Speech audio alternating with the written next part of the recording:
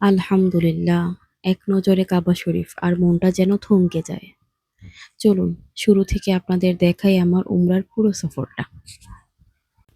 আজকের এই দিনটার অপেক্ষায় ছিলাম অনেকদিন। অবশেষে সেই পবিত্র সফরের উদ্দেশ্যে বাসা থেকে বের হলাম।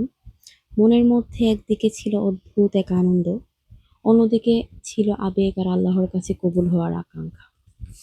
যাচ্ছি আল্লাহর ঘরের মেহমান হতে। আলহামদুলিল্লাহ, জীবনের অন্যতম সুন্দর একটি সফর শুরু হলো আজ। বাসা থেকে বের হয়ে প্রথমে গেলাম আয়েশা মসজিদে। এখান থেকে উমরাহর নিয়ত করে ইহরাম বাঁধলাম। এরপর শুরু হলো পবিত্র কাবা শরীফের পথে আমাদের যাত্রা। পথটা হয়তো খুব সাধারণ, কিন্তু আজকের এই পথে প্রতিটি মুহূর্ত আমার কাছে বিশেষ, কারণ গন্তব্য আল্লাহর ঘর।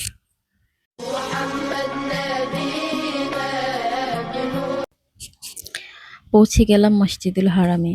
চারপাশে দৃশ্য দেখে মনে হচ্ছিল আমি সত্যিই কত ভাগ্যবান যে আল্লাহ আমাকে এখানে আসার সুযোগ করে দিয়েছেন। অনেকের টাকা থাকলেও এখানে আসার সৌভাগ্য হয় না। আলহামদুলিল্লাহ, আল্লাহ আমাকে সেই সৌভাগ্য দিয়েছে। মনে হচ্ছিল প্রতিটি পদক্ষেপ যেন আমাকে আরো কাছে নিয়ে যাচ্ছে সেই পবিত্র ঘরের। এই অনুভূতি সত্যি ভাষায় প্রকাশ করার মতো নয়। এরপর শুরু হলো তাওয়াফ।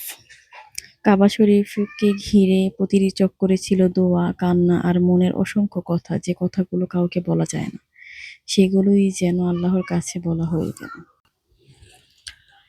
তাওয়াফ শেষে শুরু হলো সাফা মারওয়ার শাহি।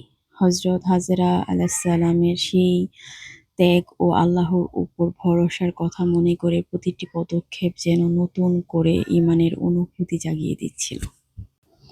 আসলে চোখের সামনে কাবা শরীফ, সেই মুহূর্তটা ভাষায় প্রকাশ করার মতো নয়। শুধু মনে হচ্ছিল, হে আল্লাহ, আমাকে বারবার তোমার এই ঘরের মেহমান করো। যদিও আগেও এসেছি এখানে, আগেও আসার তৌফিক হয়েছিল, এখনো এসেছি এবং ভবিষ্যতেও যেন আল্লাহ সেই তৌফিক আমাকে করে দেয়। সেই সাথে সকল ভাই বোনকে যেন এখানে আসার তৌফিক আল্লাহ করে দেয়। আলহামদুলিল্লাহ, এভাবে সম্পূর্ণ হলো আমার উমরা। হে আল্লাহ, আমাদের এই ইবাদত কবুল করুন, গুনাহগুলো ক্ষমা করুন এবং আবারও তোমার ঘরের মেহমান হওয়ার তৌফিক দান করুন। আমি আর আশা করি কেউ বাজে কমেন্ট করবেন না। নিজের ভালো লাগার মুহূর্তগুলো জাস্ট আপনাদের সাথে শেয়ার করলাম। ভালো থাকবেন। আল্লাহ হাফিজ।